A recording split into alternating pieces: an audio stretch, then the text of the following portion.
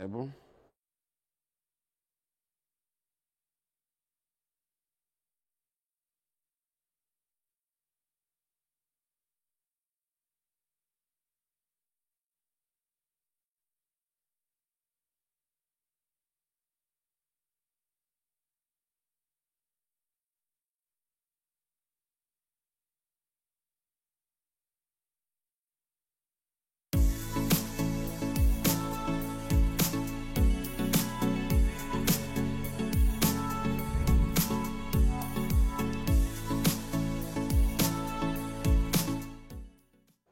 And a very warm welcome to you. This is K24 this morning. My name is Jeff Mote. Welcome to the show, even as we cap the week, of course, just talking about matters affecting you and I as we go through this particular process of, political conversations, as well as economic implications of what's happening in the political sphere as well. If you want to join the conversation, you can get me at I am Jeff Mote on Twitter. You can also get me at K24 TV. Let's start it off right now. Now, politicization. It's a word that has been used as a defense to the selective manner in which they say actions taken by institutions that should be neutral carry out their mandates. We've had this from some of the highest officers in the land, and it's a conversation that is slowly trickling down to the rest of society. Are institutions being politicized? And if so, how do we stop the trend? We talk the art of politicization, but as always, first, the newspaper headlines. Okay, let's look at what we have on the front page of the People Daily. The missing man, they call him. Deputy President left out of all government top-level meetings at State House, at which Uhuru tells cabinet members they are either with him or Ruto, and asks those unwilling to toe the line to quit. This is a story on page 4 of your People Daily. You can see that. They're calling it the Riot Act being read. Uhuru's agenda so far, of course, even as he finishes his term, projects that he needs to finish in terms of spearheading the Big Four agenda and Vision 2030 flagship projects. The BBI, President wants state officers to go out and counter narrative against the Building Bridges initiative and unity. His task is to ensure a united country before he retires from State House after next year's elections. This story is, of course, in your copy of your People Daily. You can get the details of this particular story right there. Let's scroll to the top of the paper and see what we have. Ambassador Mwinzi, MPs raise a storm. Of course, irregularity as to how she actually got this particular post and how it moved forward. A lot of questions being asked on that particular issue. And you can find this story on page 5 of your People Daily with all the details of that in there. Also, right next to that, and a story you can get on page 2, Deputy Governor of Kisii, Joshua Maangi's lucky escape. Kisii Deputy Governor recounts his lucky escape after his official car was involved in a fatal accident on the Bomet-Narok Road with border riders and quarry workers baying for his blood. The mob torched the vehicle. That's the shell left after that particular incident. And you can find this story in your copy of your People Daily. By the way, don't forget, you can get yourself a copy of your PD straight to your phone. It's only 10 shillings. The number that you dial is star 550 star 4 hash. It's brought to you by the People Daily and Safaricom. Let's see what you have on the Daily Nation's front page now. 13 new national tests to replace KCPE and KCSE. Under the new curriculum, learners in primary school will sit 5 assessments set by the national examiner and take another 8 in junior and senior secondary. These will be administered and marked by teachers, but NEC will keep a record of results to monitor progress. Of course, this just trying to take off the premium in terms of national examinations and make sure that it's a continual assessment process that's going on right there. You can find this story in your copy of your Daily Nation. It's front and center.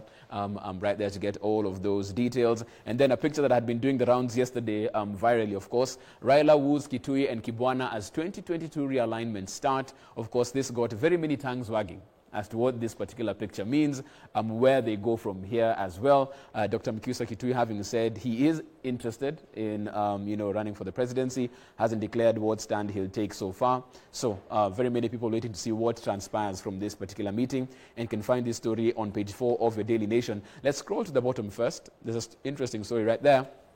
Economy. Broke government now raids cash-rich parastatals for funds. The Treasury has drawn more than 23 billion shillings from state corporations in 11 months, signaling a biting cash crunch in government caused by missed tax collection targets. Of course, the Revenue Authority also hard-pressed to meet these particular targets for an economy that really is still trying to shake off the effects of the COVID-19 pandemic. And you can find this story again in your copy of your Daily Nation, and that is on the back page therein. You can find the details of that right there.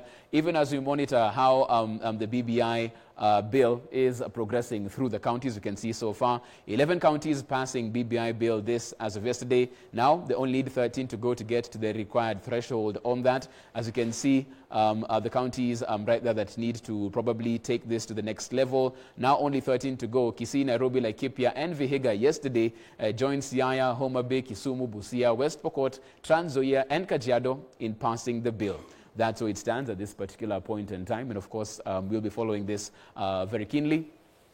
Let's look at what we have on the front page of the Standard now. What's Raila up to? The Standard seeks to find out. A meeting and a campaign strategy, they're calling it. Details of plan to acquire 4 helicopters and a surprise meeting with presidential hopefuls Mukisa Kitui and Kivutha Kibwana gave the strongest indication that ODM leader Raila Odinga could be cobbling together an election machinery for the possible 5th stab at the presidency.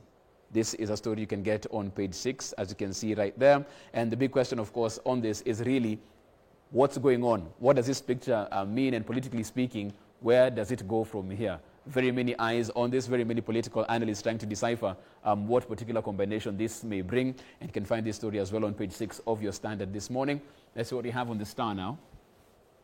Uhuru didn't invite me to State House, says DP Ruto. Official says DP can't skip government meetings and functions when invited. You can find this story on page 6. They're calling it a frosty relationship. Meeting attended by CSs, CASs and PSs. State House says they're not going to comment on this particular issue, even as it seems that indeed all is not well between the first office in the land and the second in terms of a working relationship moving forward. And this has been the mainstay on different papers this morning. You can find the details of that right there. Finally, we see what we have on the front page of the Business Daily. Every home to pay NHIF 6,000 shillings in new reforms. Treasury unveils plan for mandatory healthcare insurance for all households. As you can see this right there. You can find this story as well in a copy of your Business Daily with all the details in there. Parliament delays verdict on diesel fuel subsidy plans. Parliament yesterday delayed a verdict on diesel fuel subsidy plans that has been had the state collect 5 shillings and 40 cents on every litre from July. And the big question in this particular story is, now that they've collected over 30 billion shillings, and this essentially was supposed to cushion motorists who are using diesel or other people who consume this particular product in terms of their particular services, where do they go from here? The legal framework isn't put in place yet. The money and the levy is still being deducted. This needs to be put into a context so that actually Kenyans can benefit from that particular reprieve. And you can find that story as well in a copy of your Business Daily. So that's what you're waking up to this morning as far as KTT4 is concerned. But right now, it's all about the art of politicization. Have a great panel to go through this particular discussion. Welcome to KTT4 this morning.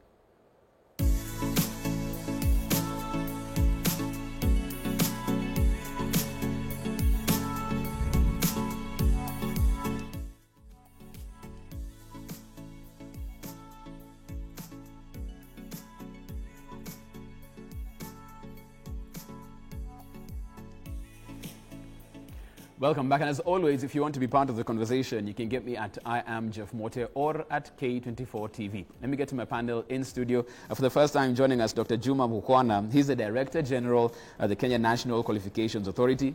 Daktari, karibu sana. Asante. Welcome to the show. Thank you. Thanks for making time. We also have the Deputy Governor Machakos County, Engineer Francis Maliti. Good morning, Engineer. Good morning, Asante Jeff. sana for making time. Thank you. Welcome back. I'm here. Asante for that. Yeah. Do you join the conversation via video link? We have communication strategist, and now he says in 2021 we need to get his title right. He's also an accomplished author, Mr. Mark Bitachi. Good morning. Good morning. Thank you for the show.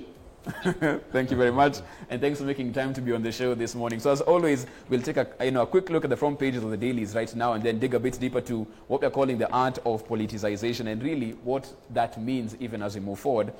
Front page of most of the papers this morning, interesting story we're having here, and just going deeper into the dynamic in terms of the relationship between the president and his deputy, and how this work will be carried out. Engineer Maliti, let me start with you on this. The Star, Uhuru didn't invite me to State House, says Ruto on that one. The front page of the PD, the missing man, they're calling the deputy president. Yes. Deputy Governor, how does this story end? What happens from here? Because you're in a similar position in the sense that you're also deputy governor. Yeah. How would you work with a governor who never calls you for meetings, as the deputy president is saying, and clearly it's a frosty relationship? How does this end by the time you get to 2022? First of all, Jeff, I think last time when I was here, I said that when you are a deputy of somebody, you must be able to manage your boss. And managing your boss is a skill. But when I look at what is happening between the president and this deputy, it appears like they have to part ways. The only problem is that the deputy president seems not to be ready, although he's dissatisfied by the way he thinks the government is being run. He doesn't seem to be ready to resign. And I think that is where the problem is. Because in many democratic jurisdictions, when you think you are not satisfied with the way your boss is running things, I think the best thing would be to ship out. But in earlier pronouncements, the deputy president said that he's not ready to ship out, he's in, and he's going to go the whole length. Right. So I think there is that kind of a problem. And I think it is time he made his decision. Because if he was not invited to a very high-level meeting, which was discussing serious government issues, it means that the president is now not ready to accommodate him in running the government. So it is time he made a decision on whether he should be in or out. Okay, and you'll see how this particular situation plays out. Dr. Juma, let me come to you because, as they say, the fish usually starts to rot from the head. And when you see this type of, frosty relationship happening with the number one and number two in the land, from your assessment, do you feel this can actually impact how state agencies are run, how government projects are delivered? What effect does this have on the overall service delivery to, the regular Mwananchi? I think that since the two are my bosses, Chief, I will not comment. No. I don't think I will comment. Okay. And it's understood because clearly you are still the Director General and these are your bosses on that. Let me get to someone who's not going to fear to comment on this. Mark, let me bring you in on this because from where it stands, they're calling him the missing man, the deputy president. But this particular missing man has said severally in different fora that he has made sure he serves with distinction. Wherever he goes, he has delivered on any job he has been given by his boss. Yet you have a boss who's dissatisfied and not seeing eye to eye with his number two. And yet he's never told us really what the issue is. He's never said, I gave him to do this project. He never delivered. I gave him to do this. It's still speculation on that front. Just refresh your memory. When I was president, that he has decided to inherit the throne before the king passes on. He said that he was running a relay and his deputy is breaking the rules of the relay. The president has gone to great lengths in his visit to Mount Kenya and last weekend to explain why he has issues with certain people. And he has said, number one, why do you talk badly about the work State House is doing and yet wants to take credit for the same work? He's also said that he is unwilling to work with people he called thieves. I will not speculate who he called a thief, but that's what the president said. So we may want to ignore the obvious things that the president has said. But let us also look at what William Ruto has done in terms of this so-called project that you want to give him accolades for. As far as I can remember, in the last 2.5 years, the project has been to Tanga, and he has successfully listened to Sonko abuse the head of state, successfully listened to different politicians abuse the head of state. He has successfully decampaigned the BBI. A lot of the propaganda against BBI has come from his camp, from his mouth. And so you have too much to do with. But let us look at principles of cabinet. Cabinet is ruled by something called collective responsibility, and I'm sure the deputy governor there will agree with me that you cannot sit in a cabinet and then come out of cabinet and say Big Four agenda is failing, or come out of cabinet and say that the BPI is not what you're going to support and expect to be a member of cabinet. What we have done in this country is tolerate extremely bad manners from the person of a deputy president. And the reason why I lay the blame completely at his feet, and I'm not being partisan by saying this, is the role of the deputy is either to support the agenda of the principal, and if you disagree with the principal, then you are also duty bound to resign. Now, that's not a political statement. It is exactly what I would tell Ruto's deputy if Ruto's deputy was behaving the same way. And we need to call it as it is, because this particular action is bringing the presidency into disrepute. But the presidency is not an institution born out of people. It's an institution born out of our constitution.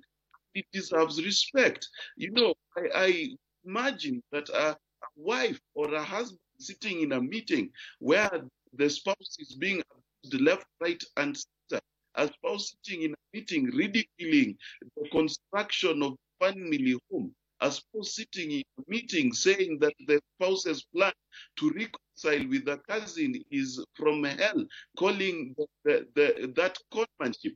Surely, you know, we may have sympathy and political alignments, but when it comes to the presidency, I think we are joking with fire. I want to push back on that, because when you think about it, really, he, for a case in point, the BBI, he really never opposed it. He hasn't, there's no one who has said no on that. He said he made a good idea better. That's what he was doing. What's your take on that? Well, listen, Jeff, I'm not saying you're ugly, but I'm also not saying you're good looking. What have I said? You need to understand that the deputy president is playing what I call cloak and dagger games. Okay, just because he has not outright come and said no, it does not mean that he's sponsoring those who are saying no. It does not mean that his voice is adding a lot of doubt. So, you know, there are many ways in communication, and I'm a communication strategist, so I'll tell you, the deputy president wants to stab the president in the back while kissing him on the cheek, which he says, I respect the president, and then the next day he's out there decampaigning the president and saying that the Uhuru legacy stopped in 2017, because after that nothing is happening in the country because of the handshake. It's as if he does not cross Ngong Road when he's going to town. It's as if he doesn't pass the Matter Road where construction is happening. So when a deputy says such things, honestly, what do you want to be told? I want us to take a brief break and just let the political temperatures cool in studio just a bit, and have Mark a chance to sip on some water. Let me come back to the DG, Dr. Juma, on this, and move away from matters politics just a bit and talk about the Qualifications Authority. So, of course, recently it's been front and center in terms of its mandate and what it wants to do. Briefly, can you unpack what it's about? Because when we spoke about it a couple of weeks back on this very show, very many Kenyans were even shocked there's an authority like this. So what exactly is the mandate for the Kenya National Qualifications Authority? Thank you, Chief. The Kenya National Qualifications Authority is a government institution established by an act of parliament. We are domiciled within the Ministry of Education, and basically we are the custodians of Kenyan qualifications. So part of our work is to do better coordination and harmonization of our qualifications, and also create confidence in Kenyan qualifications. This looks very simple, but before I came to this job, for example, we've had what we call a diploma in Kenya, or we have a bachelor's degree. But as a country, we had never quite decided how a Kenyan diploma looks like. So in essence, what ended up happening is that you had a diploma for some people that lasted, for example, 3 years, and you had a diploma that lasted as low as 6 months. For the same course? For sometimes same course, sometimes different courses. If you took, for example, if you took a diploma in business management from NEC, it will take you 3 years. if you took one from some of our universities, sometimes it was as low as 6 months. So one of the things that we have done as an authority is that we have now defined what a Kenyan diploma looks like. And then we have passed this to all the institutions that are teaching and even the students, that if the diploma that you're being awarded, for example, doesn't meet the standard that has been set for the country, then it is invalid. And so part of what we are doing is we have defined Kenyan qualifications from primary all the way to PhD, and also we create international comparability. So we tell you that this qualification in Kenya is equivalent to this in Uganda or Rwanda or Hong Kong or Malaysia. So we kind of make it easier, because we have a lot of Kenyans that go out to study. So when they come back, part of the work that we do is to translate their qualifications back into the Kenyan system. So we'll say you took a Burundi qualification, but if you come to Kenya, what is its equivalent, for example, in KCSE? And this is very important, because then it helps you to get reintegrated back into the education system. Yes. And I think a point where really now you came to the fore and caught national attention is when we had there's an interagency partnership going on between you and the DCI. And when Kenyans hear the DCI, now they pay attention. They're like, okay, fine, where is this going? What exactly is happening here? That's when the alarm bells start to ring. And what exactly is this particular interagency supposed to be doing? Yes, part of our work, as I've indicated, is to create confidence in Kenyan qualifications. And creating confidence means that the country only gets quality qualifications that are relevant to the market, to the employers, but also genuine qualifications. So part of I think the reason why we were seeing the DCI and the ESCC, and we even went to immigration and IEBC, is that through our work in the last 2 to 3 years, we've noticed that we have a high number of fake, falsified, and fraudulent qualifications. As a country, I think this is an issue that we kind of all know exists, but nobody has really addressed it. And this is a big menace. And for us, let me just step back a little and define what a fake qualification will look like. A fake qualification is one that you have that was not awarded to you by a validly accredited government or private institution. So some people, in simple terms, they get their qualifications from River Road. But we also have qualifications that are coming out of institutions that should not be giving you a qualification.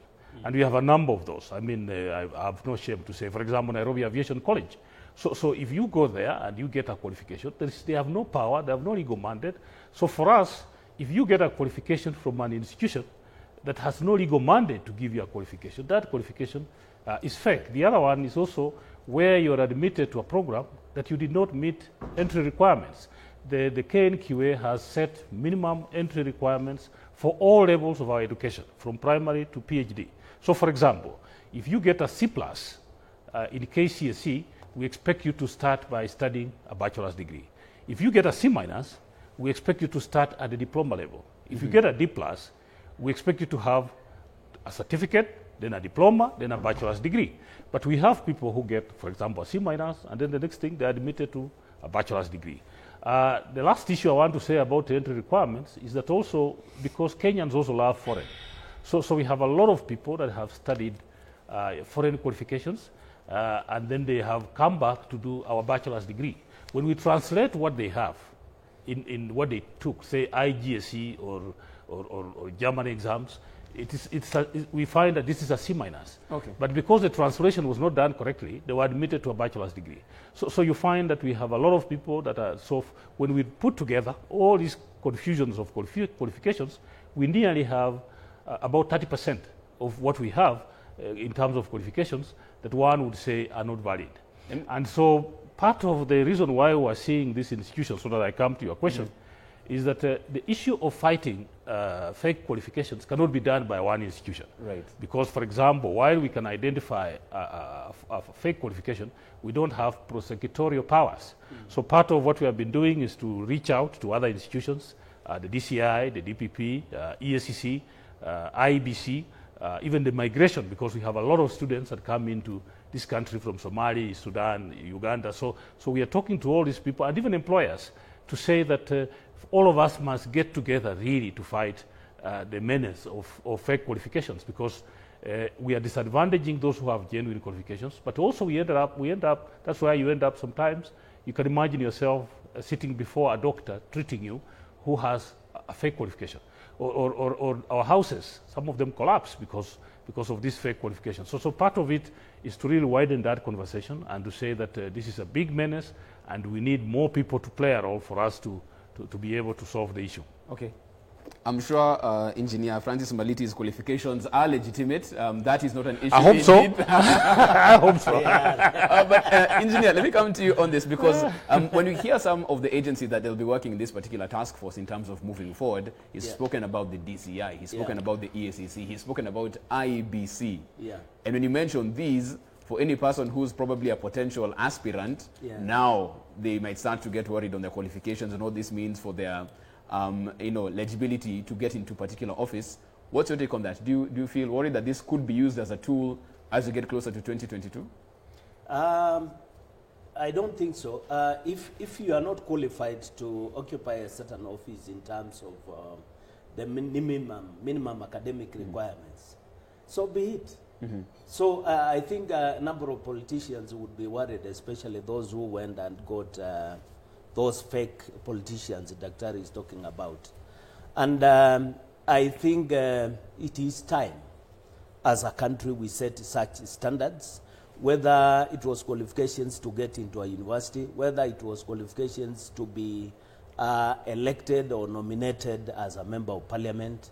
It is time we set such standards, because when we are a country where somebody can get a degree from River Road, you can get a qualification from, the streets, and then you present it as a genuine qualification, then we would be propagating corruption in the country. And again, when the other countries look at us, because we are also preparing people not only for a local labor market, but also in the national labor markets. Our certifications, particularly if you are looked at from the point of that you are coming from Kenya, maybe they will not be able to recognize even those who are properly qualified. So I want to agree with the Daktari that such a national qualification framework and controls in terms of who holds what kind of qualifications and determining whether they are genuine is very, very important for our country. Okay, let's take a short break at that particular point in time. We come back after the break. That had been an issue that had been raised as well. We had the advent of Kamata Fridays, and some of these politicians were saying, yes, this is a tool being used against us, and it's being used very selectively. The conversation goes there after the break. Don't go too far. This is K24 This Morning. We are back after the break.